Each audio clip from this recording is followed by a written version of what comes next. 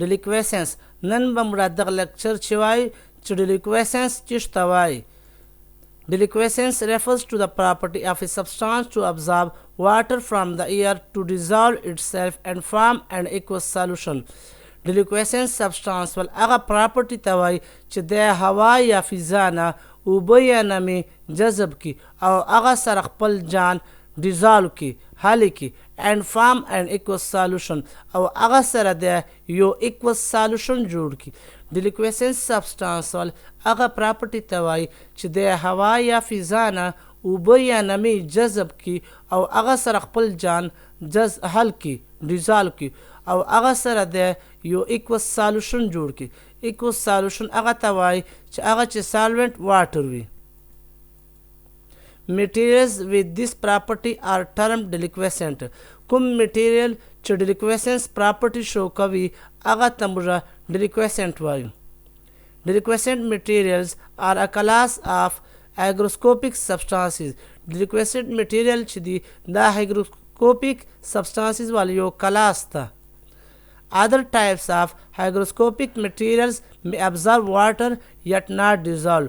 Hygroscopic material وال نور چې کوم قسمان دي هغه اوبه جذب کوي خو دو هغه سره حل کیږي نه solution نه جوړوي. کوم material چې deliquescence property show کوي هغه ته موږ deliquescent وایو. Deliquescent material چې دی دا hygroscopic substances والی یو کلاس ته. hygroscopic materials چې نور کوم قسمان دي هغه اوبه یا نمی هوا نه یا فضا نه چې جذب کی هغه سره دو خپل solution نه جوړوي مطلب دو dissolve کیږي نه پچې. In order to be deliquescent, a substance must both absorb a large amount of water and be sufficiently soluble to dissolve in it. یو سبسټانس چې هغه deliquescent دی نو د لپاره دوه کارونه پکار دي. اول خو به د اوبه یا نمی هوا نه دوره ډېر اماونټ چې جذب کی چې هغه به دوم کافي وي چې د پچې حل سي او هغه سره د یو سالوشن جوړ کی. یو سبسټانس په پاسه deliquescent وي چې کله د دوره ډېر اماونټ چې اوبه یا نمی هوا نه جذب کی او ادا پر کافی وي چې هغه سره به د dissolve سی حل سی او یو solution به جوړ کی. The opposite of deliquescence is efflorescence. Deliquescence opposite efflorescence تا چې الته loss of water وي. Application of deliquescence. Deliquescence وال application used to remove the water produced by chemical reaction.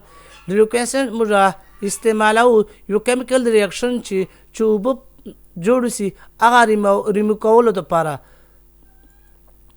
used to preserve different pharmaceuticals. Deliquescent موږ مختلف pharmaceuticals preserve کولو لپاره استعمالو. Deliquescent موږ chemical reaction چې کومې اوبه جوړ سي واټر جوړ سي هغه ریمو کولو دپاره deliquescent استعمالو او different مختلف pharmaceuticals preserve کولو پر هم استعمالو. دا application of deliquescence دی. Thank you. لیکچر کتلو د پر ډیره مننه.